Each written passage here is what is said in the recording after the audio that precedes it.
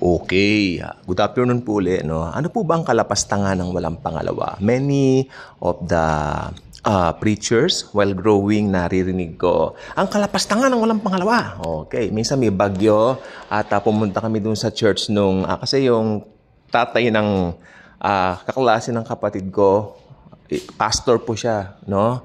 Baptist pastor, at pinakitaan niya kami ng maraming mga Bible stories na printed sa Amerika. Alam niyo, ang gaganda. Ang gaganda ng mga Bible stories na yun. I remember. Tapos tuwing mahal na araw, Miyerkules Santo, meron silang pinapalabas na yung parang projector. Alam niyo yung projector? Umiikot yung projector, di ba? Tapos para siyang sinihan na maliit.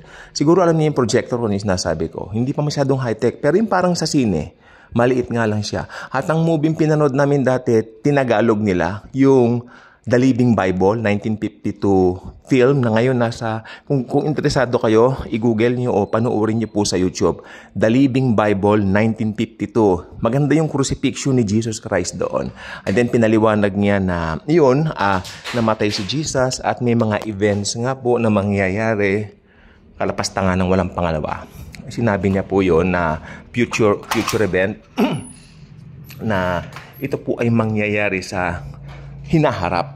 Okay? At ito nga po yung Antichrist, luluklok siya doon sa temple at ipagyayabang niya at ipamamanhik, or should I say, ipagsisigawan niya, I am God. I am the Almighty Lord God.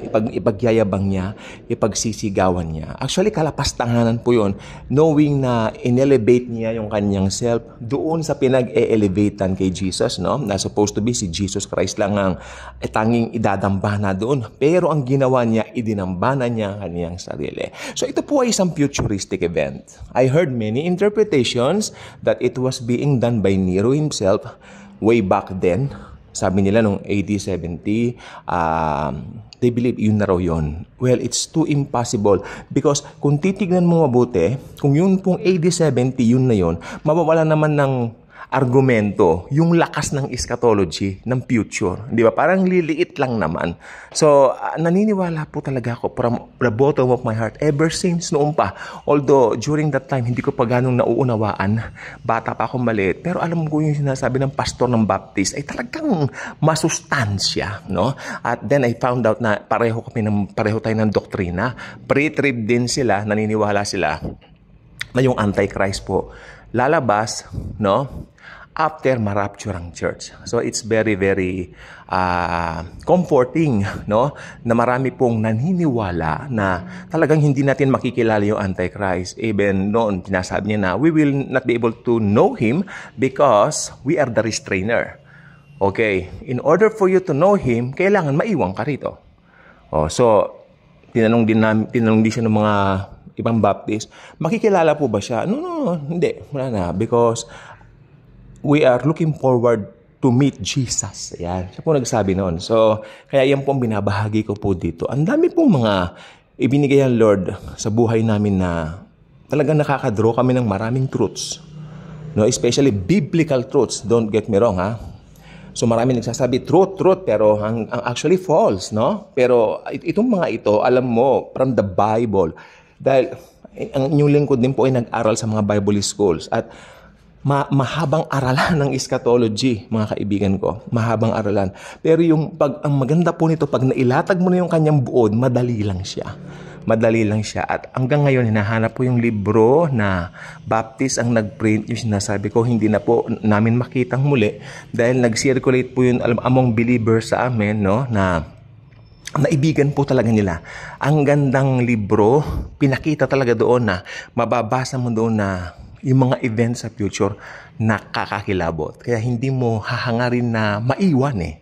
So, in order for you na hindi mo maabutan yan, yung tribulation niya, masaklap yung pugutan ng ulo na yan dahil magre-require po ang Antichrist ng worship, yung mga magre-refuse to worship the beast, yung kanyang halimaw na ang tawag dito, image, yung mga magre-refuse dyan, papupugutan niya ng ulo. Then, malungkot kasi mamimili yung mga tao during that time. Whether magpapugot or, tanggapin yung tatak. Pag tinanggap nila yung tatak, impyerno forever. Wala nang sabi-sabi. Wala nang cheche-boreche. Tapos, impyerno ang kapalaran ng kanilang FATE or faith. F-A-T-E, I'm talking about kapalaran nila. Forever na. Okay? Wherein, yung mga nagpapugot, magandang sabi ng Biblia rito, kasi sabi nila na parangalan nila ang Panginoong Jesus. Diba? Sa kanilang dugo. Tandaan nyo, sinabi ng Book of Revelation, kanilang dugo. Amen? Dugo na nila. Tapos na yung church age. Itong church age ang pinaka-the best para maligtas ang tao. Tandaan nyo, ang pinaka-hudyat ng pagpapapugot ng ulo during that time, pag idinambana na ng Antikristo yung kanyang sarili. Okay? Ang simbolismo po niyan yung nandyan sa litrato. Yan, parang itinaas niya sarili niya sa third temple eh. Ngayon yan, third temple, madali lang pong gawin yan. Madali lang pong gawin yan, believe me. With the technology we have today, so easy to build a third temple. Weeks lang po, 2 weeks, 3 weeks, tapos yan. Amen? Hindi, not necessarily malaking-malaki. Kasi ang importante lang sa kanila, makapag-resume ng offering.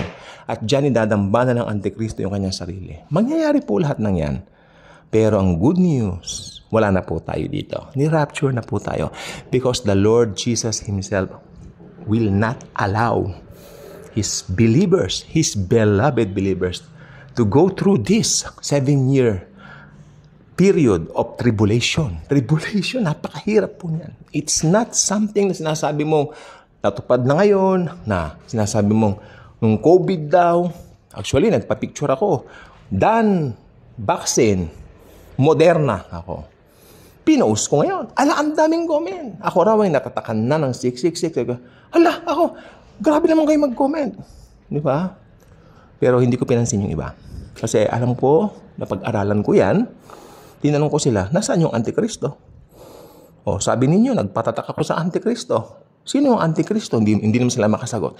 Basta, may sumagot na isa, basta, nagpatatak ka. Ay, pwede ba yun? Hindi, bigyan mo ako ng bigyan mo ako ng magandang kasagutan. Sabi mo, nagpatatak ako sa Antikristo. Sino yung Antikristo? 2021 po yan. I'm asking them. Hindi naman makasagot. Oh, nagpatatak ako. Sabihin mo, sino yung Antikristo? Sumagot siya. Basta, nagpatatak ka. Ay, ang ganda ng sagot. Tawa ako ng tawa. Yan, sabi ng Bible, my people will perish with lack of knowledge. Kaya maganda rin po nag-aral tayo sa Bible School. If not, make your own study. Aba, bilang believer ng Panginoon, gagabayan niya kayo. Ako, I believe in that. Marami po kong kilala ang gagaling mag-preach without undertaking any course sa Bible School. Pero nag-self-study. While sa gabay ng Holy Spirit, mas maganda. Banal na Espiritu. Gabayan mo po ako. I would love to encourage each and every one of us. No? Basahin natin ang mga Bibles natin. Huwag lang tayong magbasa ng isang talata. If possible, if ever, 1 chapter a day. Lalo yung mga Psalms, Proverbs, 1 chapter a day. Alam niyo yung Book of Proverbs, nakakatuwa. Dahil yung mga pangyayari sa lives natin, araw-araw, yan ay kuhang-kuha niya. Alam niyo, minsan dati, may nangutang sa akin, hindi nagbayad. Binasa ko, the wicked will borrow, they won't return. As in, pinabasa, tawa ko ng tawa. Lord, kako, totoo pa. Ito talaga yung nangyari sa akin. Ngayon ako nang nahihiyang magsabi ng tungkol sa utang, sisimangot pa. Yan ang nangyari sa amin dati. Ang masaklap, ka-Bible study pa namin. Look at that. Look at that. Hayaan na natin. Tapos na po yun. Matagal na po yun. Naalala ko lang bigla. Dahil ang Lord, kung ano yung situation mo, kaya sabi ko, ini-encourage ko kayo magbasa kayo ng Biblia. Dumating po ang time, last month, down na down ako. Nagkaroon ako ng konting problems, no? Bible lang po ang katapat. Salita ng Panginoon. Grabe. Talagang palang uhaw na uhaw ka. Gusto mong magbasa. Gusto mong mag-reveal ang Diyos, si Lord Jesus sa'yo, ng kanyang mga word. Pero nangyari po yan, nireveal niya ang mga sagot niya. Okay? So, ayan po. So, lahat po ng yan mangyayari in the future. At sabi ko nga po kanina, hindi po natin ini-expect na makita ang Antichrist, kundi the Lord Jesus Christ Himself. So, yan. So, God bless po sa ating lahat. Mahal na mahal po tayo ni Lord Jesus. Hallelujah.